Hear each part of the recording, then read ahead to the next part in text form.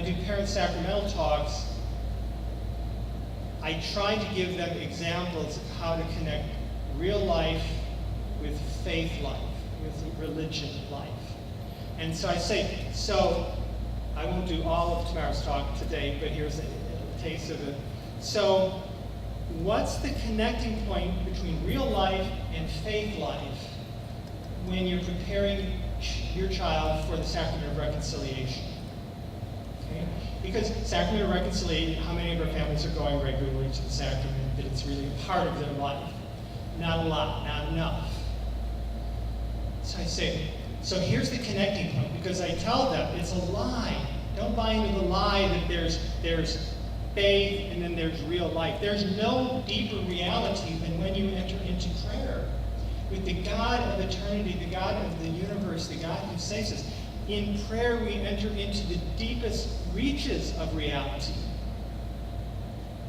A deeper reality than watching a football game or making dinner or anything else. So we're taking a deeper dive into the real then, not stepping out of the real. Okay? So the connecting point for the sacrament of reconciliation in my mind, let me ask you, what do you think it is? To help them see that this sacrament of reconciliation is relevant and real and has good news for my life and my family.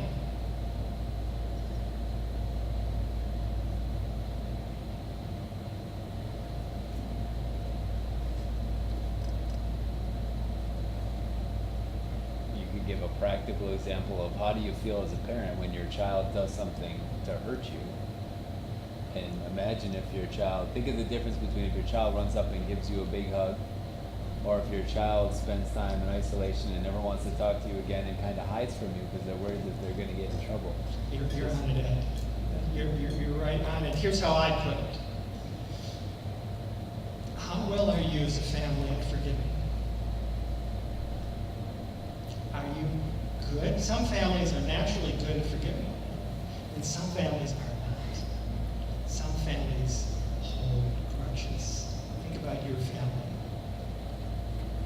What would you say about your family? So, parents, here's my invitation to you. These weeks leading up to the sacrament of reconciliation for your child, I want to invite you to reflect upon the quality of mercy in your home, in your relationships. Are you good at forgiving one another? Are you good at modeling the forgiveness of God in your home, to your child, to your spouse?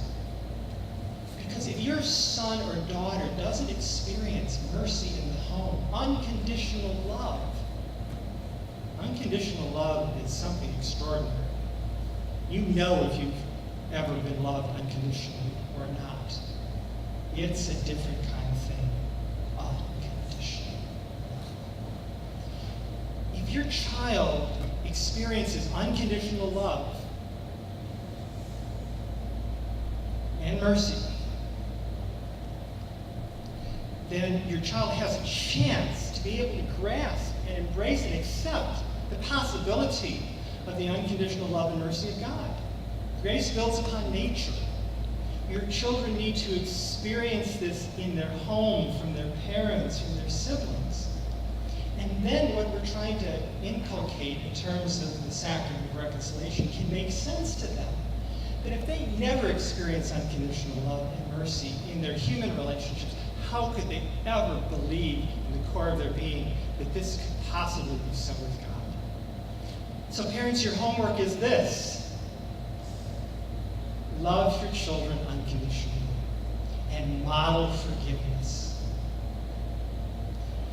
And this will open them up to the possibility of embracing this crazy, stupid, impossible love of God for them.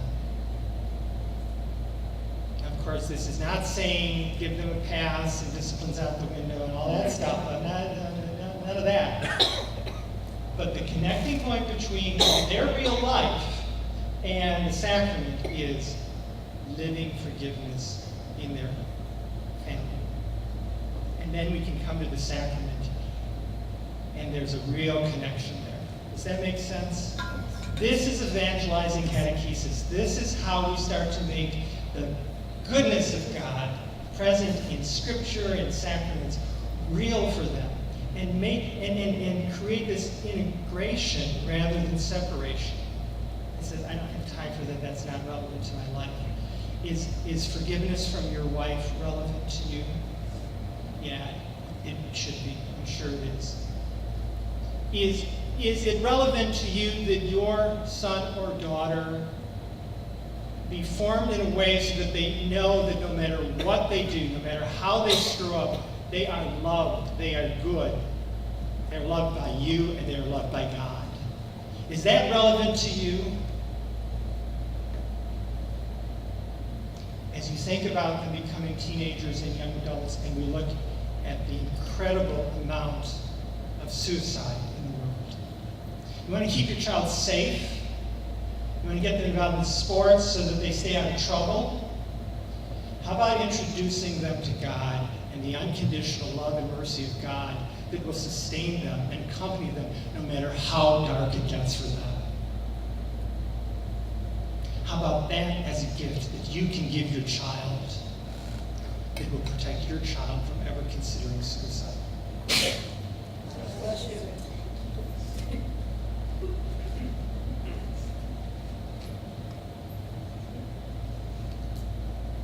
Parents want what's good for their children.